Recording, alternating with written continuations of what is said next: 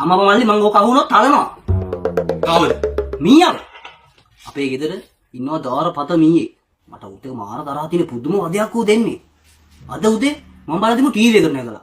මම මචං ගත්තා කුණු ගෙඩිය දෙකක් දෙන්නම් කියලා. ටීවී එක ගාවට ලං වෙද්දිම වටිනාකම වැඩිද බං ටීවී එකක් නේ බං. පස්සේ මම පොඩ සද්දනකර හිටියා. පස්සේ මූණ එක මචං ෆ්‍රිජ් එකට. මම මචං දෙන්නම්ම කියලා ගියේ. ඔයද ෆ්‍රිජ් එක ඊට වඩා වටිනවනේ බං. මොනවා කරන්නද? ඊට පස්සේ මචං කොහමරි මේ අපේ නෝනා සෝපයක් උඩ මචං මේ පොතක් බල හිටියේ කොහමරි. මචං මීයා නැග්ග මචං ගෑණිගේ ඔළුවට. අන්න මචං දැන් ගහනවා නම් ගහන්න පුළුවන්. ඒ තමයි අවස්ථාව.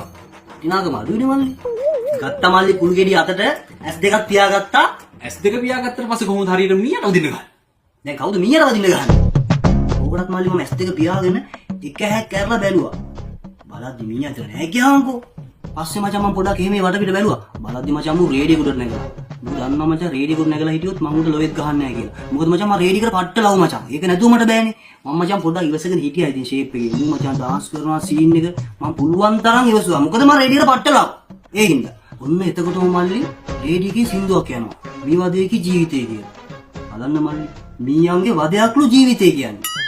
මට මල පැන්නා මල්ලි මම දුන්නා කුටු වෙන්න. මීයට වැදුනා. මීයට වැදුන්නේ නැහැ. හැබැයි මීය බය වුණා. ඊට පස්සේ මීයා දැක්කේවත් නැහැ. අනේ මේ මල්ලි.